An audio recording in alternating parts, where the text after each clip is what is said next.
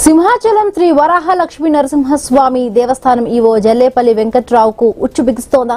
గతంలో నమోదైన అక్రమ ఆస్తుల కేసు ఇప్పుడు మరొకసారి తెరపైకి వచ్చింది.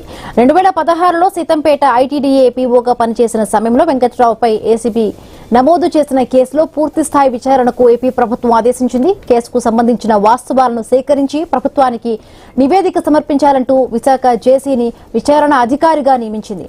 6 వారాల్లోగా సమగ్ర విచారణ పూర్తి చేసి నివేదికను ఇవ్వాలంటూ కూడా స్పష్టం చేసింది.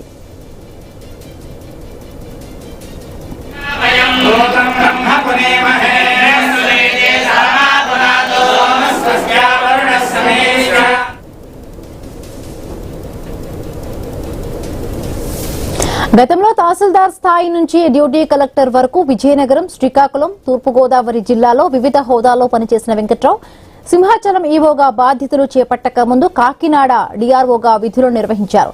అప్పట్లో శ్రీకాకుళం, విజయనగరం, విశాఖపట్నం, రాజాం ప్రాంతాల్లో ఏకకాలంలో ఏసీబీ అధికారులు సోదాలు నిర్వహించి కీలకమైన పత్రాలను స్వాధీనం చేసుకున్నారు. వ్యవసాయ భూములు, ప్లాట్లు, ఖరీదైన కళ్యాణ మండపంతో పాటు బంగారం, ఇతర ఆభరణాలను అధికారులు గుర్తించినట్టు అప్పట్లో వెల్లడైంది. ప్రభుత్వ లెక్కల ప్రకారం ఆస్తుల విలువ సుమారుగా ₹1.5 కోట్లుగా అంచనా వేయగా బహిరంగ మార్కెట్లో వాటి విలువ దాదాపుగా ₹10 కోట్ల వరకు ఉంటుందంటూ అధికారులు అంచనా వేస్తున్నారు.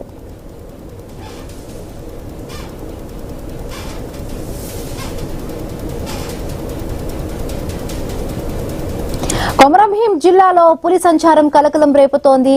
పెంచ్కల్పేట మండలం ఆగర్గూడ గ్రామ శివారులో పులి సంచరిస్తున్నట్టుగా గుర్తించిన అటవీశాఖ అధికారులు గ్రామస్తులను అప్రమత్తం చేశారు. ముఖ్యంగా వ్యవసాయ పనుల కోసం పొలాలకు వెళ్లే రైతులు, కూలీలు జాగ్రత్తగా ఉండాలంటూ సూచించారు.